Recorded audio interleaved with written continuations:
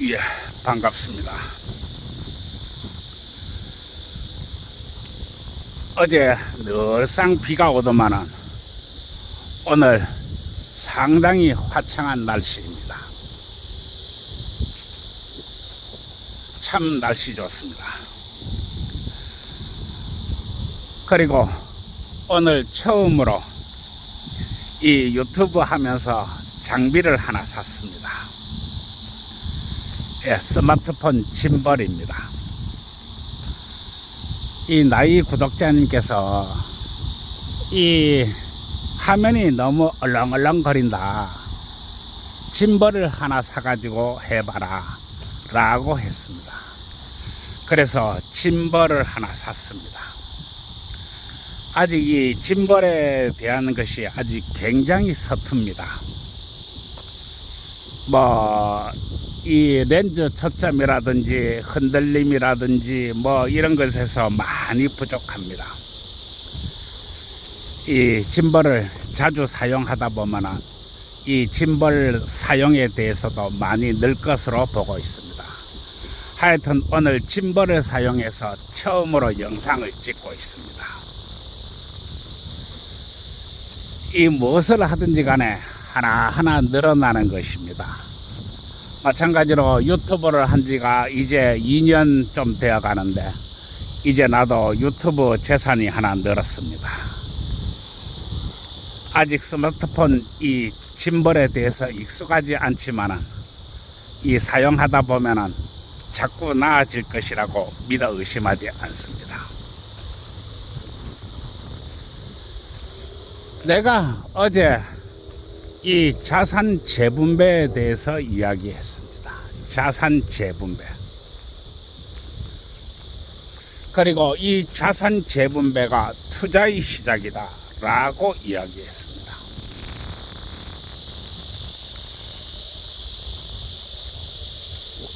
우리가 이 우리가 옛날부터 흔히들 듣기를 10년이면 강산도 변한다 라고 들었습니다. 10년이면 강산도 변한다. 우리는 이런 이야기들을 여사로 흘려보내면 안 됩니다. 10년이면 강산도 변한다. 그런데 10년 세월이라고 하는 것은 금방 가는 것입니다. 금방 간다고 하는 것입니다. 내가 왜 이야기를 하느냐? 지금 우리는 돈이 없습니다. 20대도 돈이 없고 30대도 돈이 없고 40대도 돈이 없고 60대도 돈이 없습니다.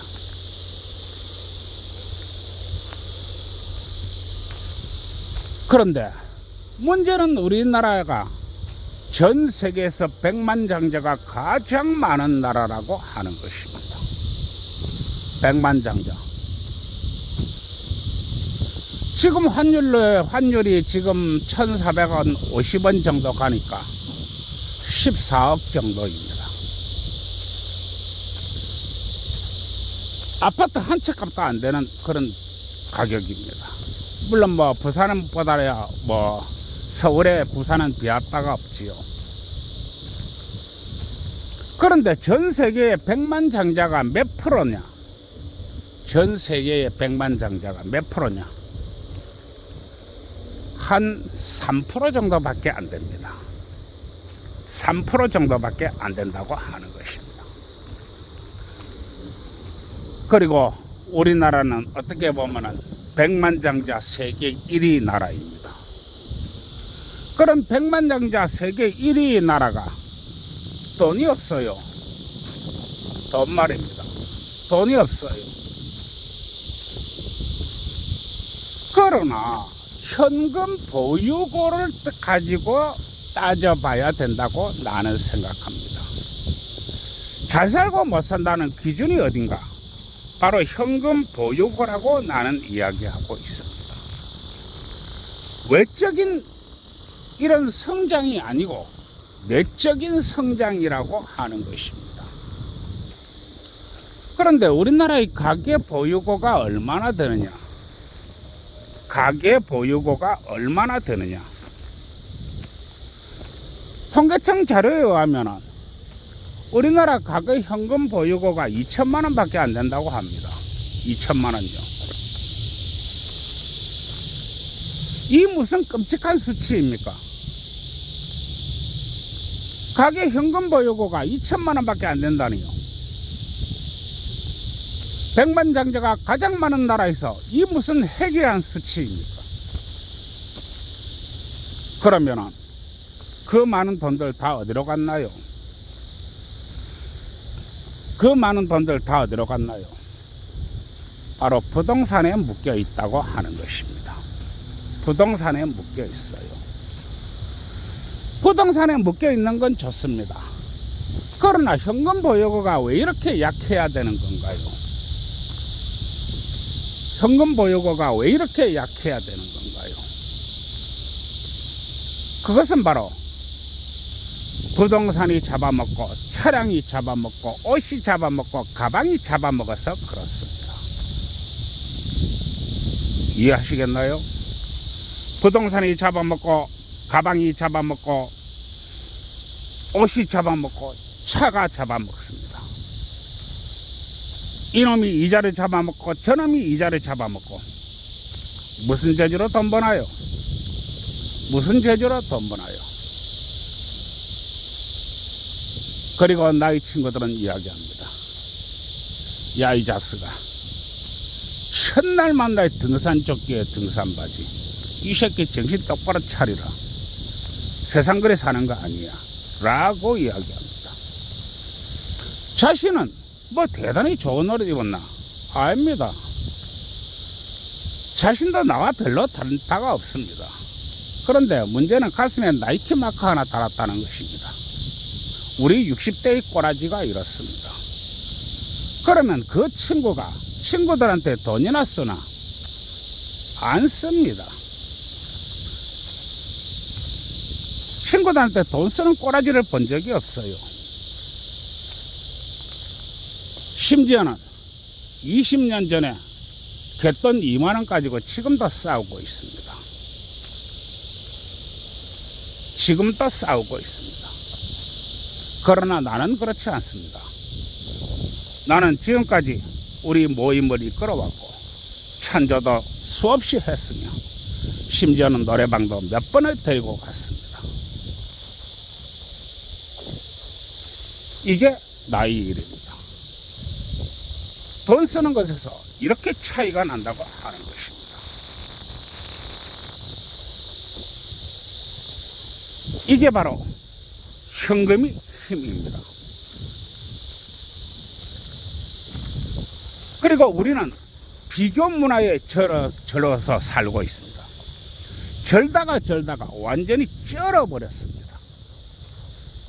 뭐 하나 좋은 게 있으면 자랑을 어디까지 하고 그거보다 못하다 싶으면 깎아내립니다. 이게 바로 우리 현실입니다. 그리고 나는 이야기합니다. 내 친구가 30평짜리 30층 아파트에 사니까 나는 40층짜리 30평 아파트에 살아야 돼. 그래야 내가 내려다보니까 내가 더 잘난 놈이고 잘난 년이야. 그런데 아파트 살 돈이 없어. 어떻게 살까? 은행에 가서 대출 내면 돼. 힘든 거 하나도 없어. 은행에 가서 4억 5억 빌려주세요 라고 하면 지점장이 인사를 꼽아가면서 고객님 감사합니다. 대출을 좀 더 내드릴까요? 라고 이야기해. 중요한 것은 내가 40층짜리 아파트에 산다는 거야. 따라서 30층짜리 아파트에 사는 내 친구보다 내가 더 잘난 년이고 잘난 놈이야. 이게 중요한 것입니다. 그리고 나는 이야기합니다. 우리나라는 자유민주주의 국가다. 그러나 우리가 모르는 것은 우리나라는 자유자본주의 국가다입니다. 자유자본주의 국가다. 그 자유자본주의 국가가 뭐냐? 돈이 최고인 나라입니다. 돈이 말을 하고 돈이 행동하고 돈이 옳고 그름을 판단하는 그런 나라입니다. 그런데 우리 사람들이 돈에 대해서 너무 무지하다. 나는 이렇게 이야기하고 있습니다. 그리고 나는 지금 투자를 이야기하고 있습니다. 40평짜리 아파트가 중요한 게 아니다. 단칸 새방에 살아도 나를 포근히 안아줄 수 있는 내 남자가 가장 중요하다. 가장 중요하다.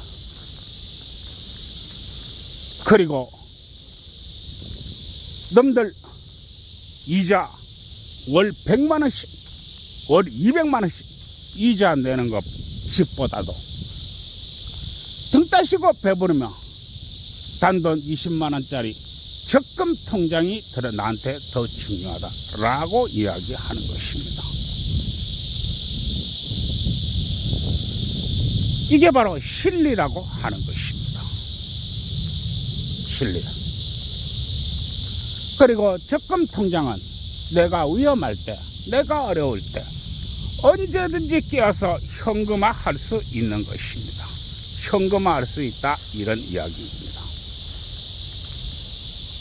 그러나 200만원 빚을 매일같이 매달 갚아주는 그런 집안에서는 만약에 무슨 일이 있으면 또다시 대출을 내야 됩니다.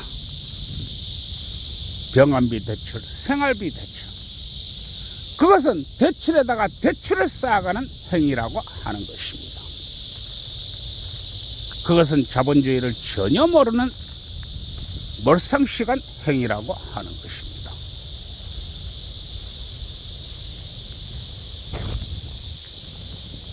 그리고 나는 이야기합니다.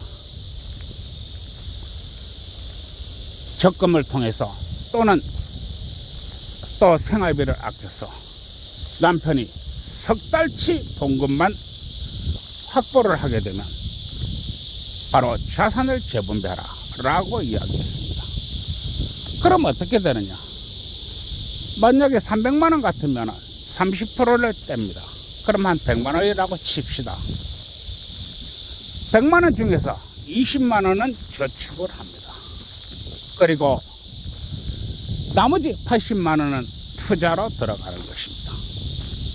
나머지 80만원은 투자로 들어간다고 하는 것입니다. 그리고 투자를 함에 있어서 이 투자 행위가 10년 세월 강산도 변하게 합니다.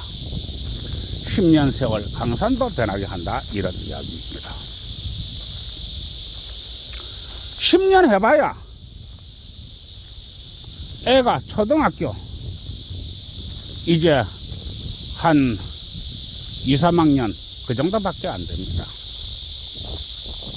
초등학교 2, 3학년 그 정도밖에 안 된다고 하는 것입니다. 내가 왜 이 얘기를 하느냐? 초등학교 2, 3학년 이 초등학교를 넘어서 중학생이 되면은 그때부터 엄청나게 많은 돈이 집에서 들어갑니다. 엄청나게 많은 돈이 집에서 들어간다고 하는 것입니다. 애가 둘이 있을 때, 셋이 있을 때 둘하고 셋하고는 어마어마한 현격한 차이를 가져옵니다. 정말로 엄청난 돈이 소요되는 것입니다. 애들이 학원비라든지 애들이 먹고 쓰는 거, 입고 하는 거, 돌아다니는 거, 용돈이라든지 정말로 엄청나게 많은 돈이 들어갑니다. 엄청나게 많은 돈이 들어간다고 하는 것입니다. 그러면 남편이 월 300만원 벌어온다고 칩시다. 월 300만원. 아이 셋을 키웁니다.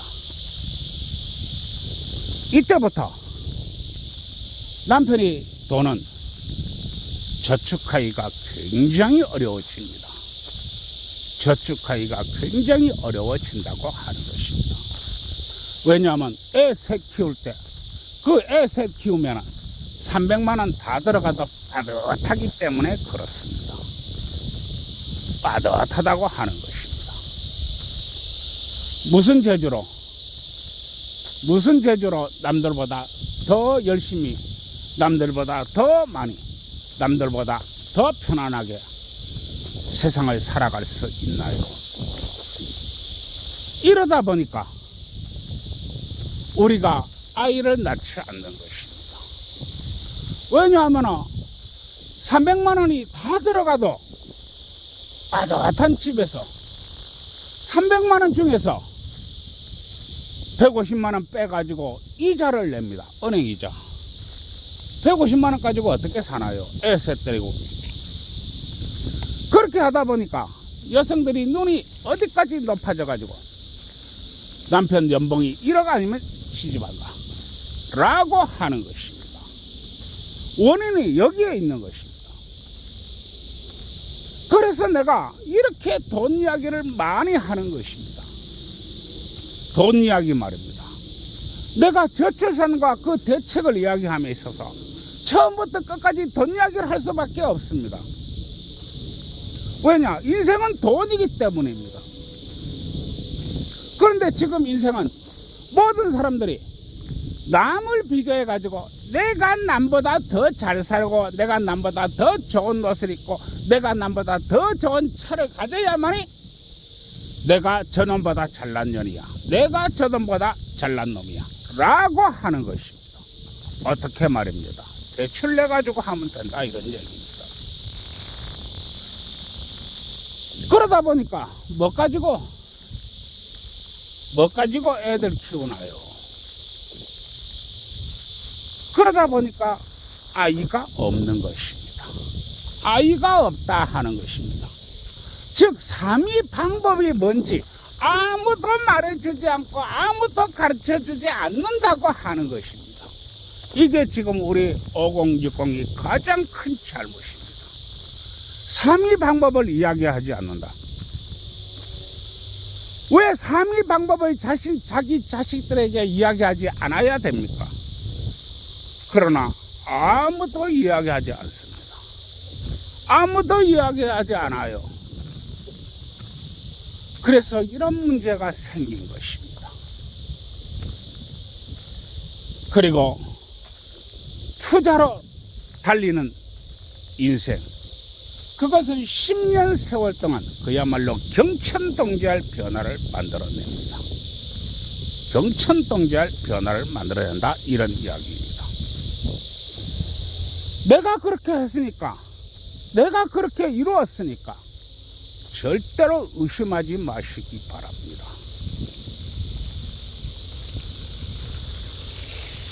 남의 이야기가 아닙니다.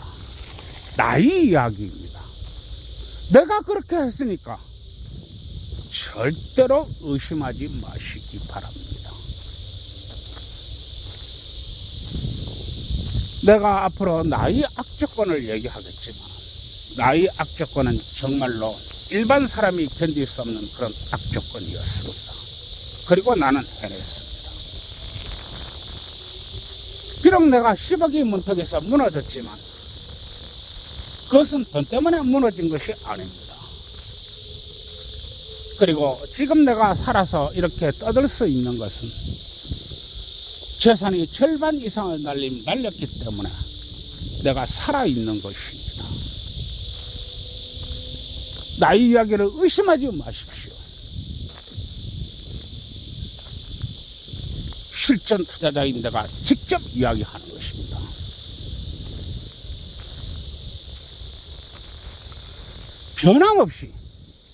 변함없이 한 길만 갔어요. 해티 그린이 그러했고 모든 사람들이 다 그렇게 했습니다.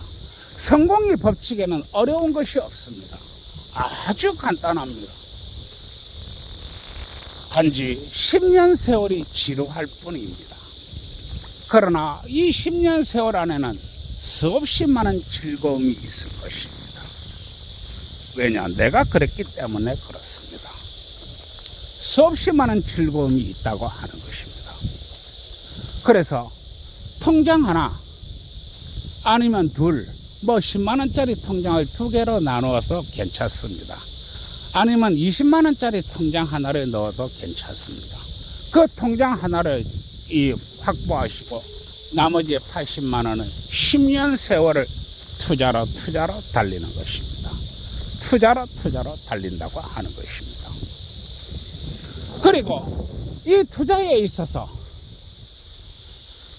반드시 주식 하나만 가야 됩니다. 주식 하나만 가야 된다, 이런 이야기입니다. 이 10년 세월에 있어서 상품 선물도 있을 것이고 옵션도 있을 것이고 레버리지도 있을 것이고 엄청나게 많은 투자할 것이 있습니다. 그러나 이 10년 세월 동안 오직 주식 하나만 가야 됩니다. 이해하시겠나요? 변하지 말고 주식만 계속 사서 모으시기 바랍니다. 사서 모으세요. 그렇게 하다 보면 10년이 지난 어느 날 자식들이 이제 중학교가 돼가면, 이제 중학교 들어가면, 첫째 아들이 중학교를 들어가고 둘째가 이제 국민학교 4, 5학년이 되고 또 셋째가 이제 국민학교 이제 또 2, 3학년이 되고, 이렇게 하면 돈이 걷잡을 수 없이 들어갔을 때 어느 순간에 나 돈 여기 있어, 내가 바로 힘이야 라고 하면서 돈이 앞장서서 딱 나서게 됩니다. 그건 남편의 돈이 아닙니다. 바로 여성 여러분들이 10년을 달린 결과물입니다. 그 돈이 어깨에 힘을 딱 주면서 이제부터 내가 힘쓸 거야, 내가 도와줄게 하면서 딱 전면에 나섭니다. 그리고 엄청난 힘을 발휘합니다. 내 예를 들어볼 것 같으면 바로 남편이 벌어다주는 봉급 300만 원에 얼마를 버텨주느냐, 한 500을 버텨줍니다. 내 경험에 의하면 그렇습니다. 즉 500이나 되는 돈이 들어온다고 하는 것입니다. 이게 10년 동안 달린 결과물입니다. 그리고 이 돈은 정확하게 마누라의 돈이 아니고 남편의 돈이 아니고 바로 집안 공동의 돈입니다. 따라서 만약에 10년의 세월에서 강산이 변하듯 돈이 변하면 남편 용돈도 올려주시기 바랍니다. 남편 용돈도 올려주라, 이런 이야기입니다. 그러면 그 기쁨이 2배가 될 것입니다. 그리고 앞으로 남은 인생 또 변함없이 달리시기 바랍니다. 그렇게 되면 정말로 엄청난 돈이 될 것입니다. 이게 바로 복리가 있어서 이렇게 되는 것입니다. 복리 말입니다. 정말로 엄청난 돈이 됩니다.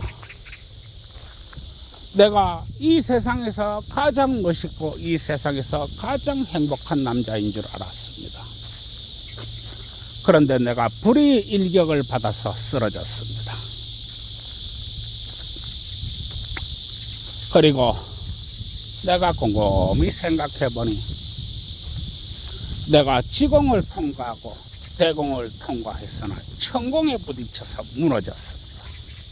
전혀 생각하지 못한 그런 일들이 벌어졌습니다.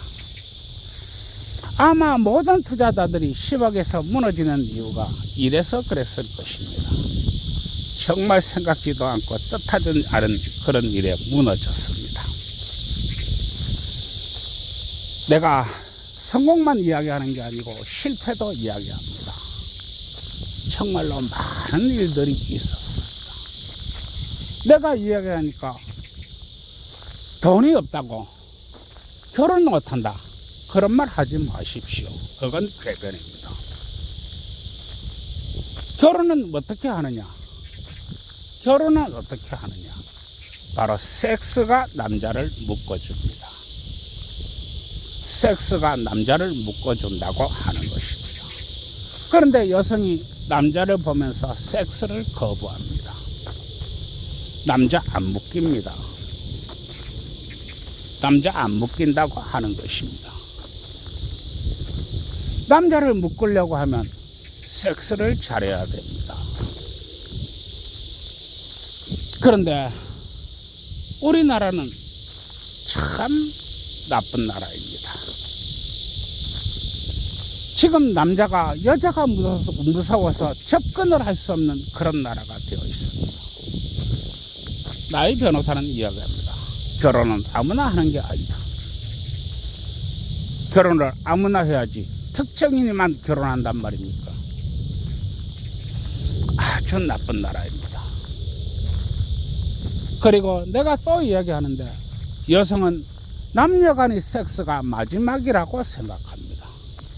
따라서 남녀간의 섹스를 할 때 최대한 많은 것을 얻어내야 된다. 섹스하고 나면 끝나는 것이다 라고 이야기합니다. 그러나 남자는 그렇지 않습니다. 섹스는 시작이다 이렇게 받아들입니다.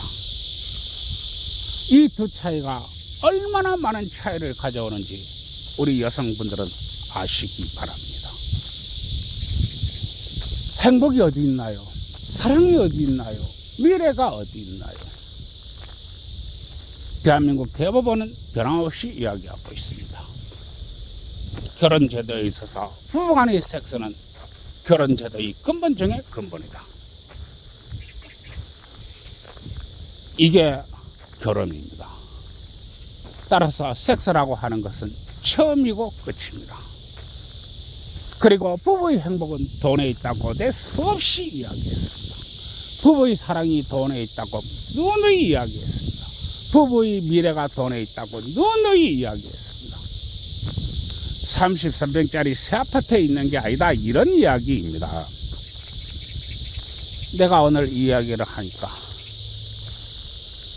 여성 여러분 또 남성 여러분 단칸방에서 시작하세요. 빚내지 말고 말입니다. 세탁기 없어도 돼요. TV 없어도 돼요. 그냥 단칸방에서 시작하세요.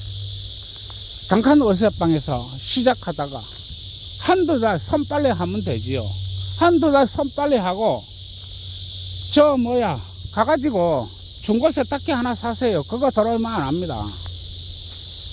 그 다음에 또 가가지고 중고 TV 하나 사세요. 그거 돈 얼마 안 합니다.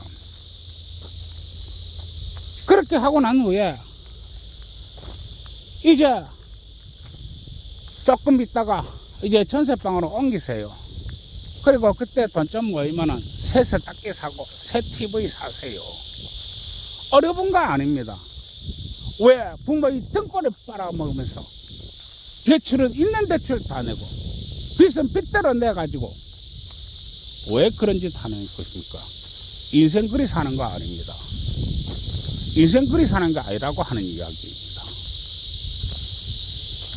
예, 오늘 여기까지 하겠습니다.